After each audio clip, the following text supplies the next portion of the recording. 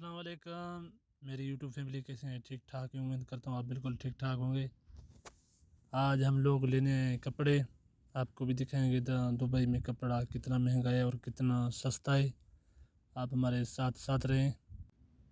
इस भाई की अभी माप ले रहा है और फिर मैं भी पकड़ता हूँ। फिलहाल ऐसे वीडियो बना रहे हैं, कपड़े बाद में पकड़ लेंगे।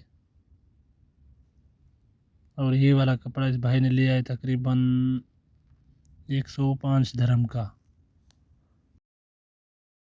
मैंने नेम को हेडफोन पकड़ के दिया है, लेकिन नेम बोला हेडफोन कितने का पकड़ा है? 40 का 35 का देखा 35 धर्म का है।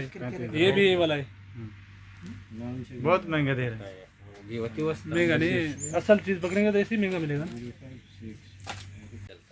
घड़ी निकाल भाई, कैसा है? 05 ये वाला इसने घड़ी लिया, कितने का लिया? 80 मिलेगा। इसमें क्या क्या चलता है?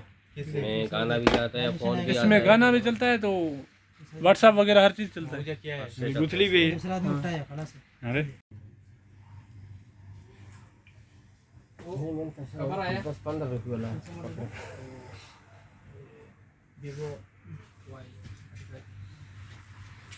क्या कर रहा है अभी? पकड़ा नहीं हेडफोन, हेडफोन नहीं पकड़ा, महंगा देता है। आपको कितना वाला चाहिए?